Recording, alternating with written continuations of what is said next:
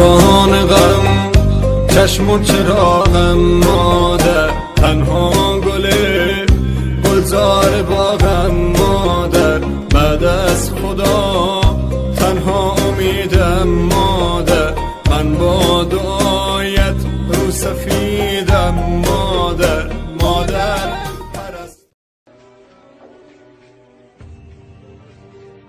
یک جوانی در صفحه اینترنتی خود می نویسد: این نامه من برای آنهایی که والدینشان در حیات هستند، خصوصا مادرشان. پدرم 12 سال پیش از دنیا رفتند و همان سال مادرم مرا عائله‌دار کرد. زیاده از 10 سال است که من در علاهیدگی زندگی می کنم. روزی همسرم به من گفت: عزیزم، هزاران شکر که شما هستید و ما زندگی خوش و خوشبختانه داریم. رحمت به شما که مرا زیغ شدن نمی گذارید.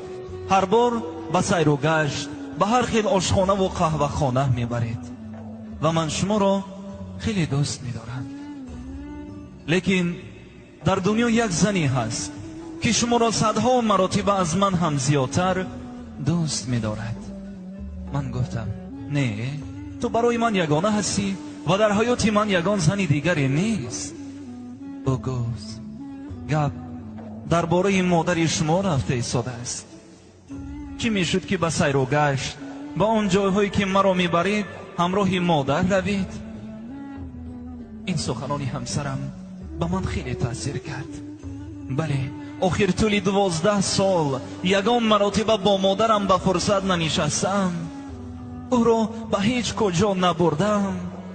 شاید از سبب سرکاریم باشد. البته هر بار به او زنگ میزنم، پیش او میروم، اما با وقتی تنگ. از او میپرسم: مادر، یگان کمبودی نداری؟ با تو یگان چی لازم نیست؟ آخر با جز صحبت من، با جز مهر فرزندی من به مادر چیزی لازم نیست. در حال به مادرم زنگ زدم، گفتم: مادر جان، پگاه آماده شوید، همراه به تماشا میبرایم، تو رو به سیر و گشت میبرم و بیگاهی به یک قهوه خانه در آمده خوراک خورده استراحت کرده می آییم. مادر خواطر شد، گفت: پسرم، تشویش نکش، از پی کار و بارت شو، من مغز هستم، به من هیچ چیز لازم نیست. گفتم: مادر جان، پگاه آماده شوید، من میروم، گپ تمام. و روز دیگر به خانه این مادر رفتم. دیدم که مادرم مرا در پشت تیرزه انتظار است. او چنان یک کرته زیبا پوشیده بود که من 12 سال مادرم را این خیلی زیبا ندیده بودم.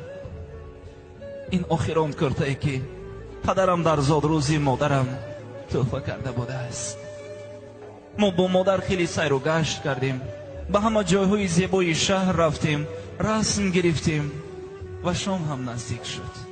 ما به همان آشخانه که من همراه عائله‌ام می رفتم با مادر در آمدیم. پیش خدمت به ما نامگوی خوراک ها را آورد. از بس که چشمان مادرم خیره شده بودند، من نامگو را گرفتم و گفتم: مادر جان، من نامی خوراک ها را می خوانم، شما دل خواهتان را انتخاب کنید. و یک به یک نامی خوراک ها را خواندم. مادرم خاموش به من نگاه کرده تبسم میکرد. فکر کردم مادرم سیر باشد یا این خوراک ها به او معقول نشدن. مادرم گفت: میدانی پسرم، دوره های کودکی تو به یادم آمد. من هر بار تو را به همین آشخانه می آوردم و عیناً به همین میز می نشستیم. از بس که تو خرد بودی، خوانده نمی توانستی، نامی خوراک را من می خواندم، تو انتخاب می کردی. اشک از چشمانم جاری شد. ما با مادر یک جای خوراک خوردیم. درباره شادروان پدرم درباره کودکی های من نقل کرد. مادرم گفت: پسرم، رحمت به تو، من خود را خیلی خوشبخت می حسابم زیرا چنین فرزند دارم. و گفت: پسرم، دفعه آینده من تو را همراه عائلت به اینجا تکلیف می کنم و این دفعه ضیافت از حساب من است. و تبسم کرد. من او را برده به خانه ماندم. بعد به خانه خود رفتم که همسرم گفت: سیروگشت خیر شد، استراحت ناز گذشت، مادر خرسند شدند. گفتم رحمت به تو همسری عزیزم، اگر تو مرا هشدار نمی کردی و به من همین مصلحت رو نمی دادی، من خود با تشویش کار و باری حیات آواره شده به مادرم اهمیت هم نمی دادم. از بین ماهی نگذشته مادرم از عالم درگذشت. چنان غم و غصه مرا فراگیر شد که گویا زمین و آسمان به هم دیگر برخورده باشند. فکر کردم مرگ مادر برای من جزایی بود که او را در حیات قدر نکردم. شب و روز فکر میکردم که یگان لحظه را به یاد دارم که کمی هم باشد به دلم تسکین بخشد.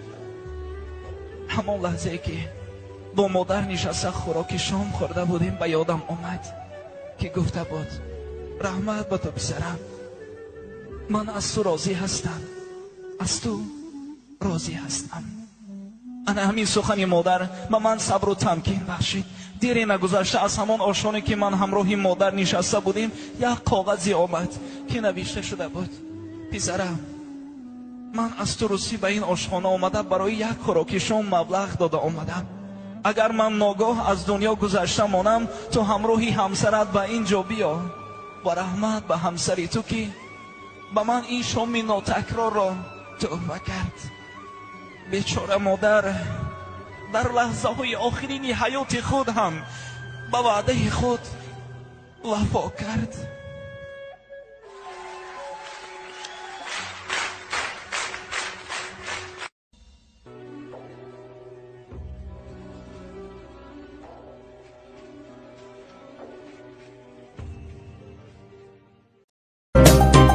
سلطان غم چشم و چراغم مادر، تنها گله گلزار باغم مادر، بعد از خدا تنها امیدم مادر، من با دعایت رو سفیدم مادر. مادر پرستار دلم، ای روشنی بخشو چراغ منزلم، مادر پرستار دلم، ای روشنی بخشو چراغ من.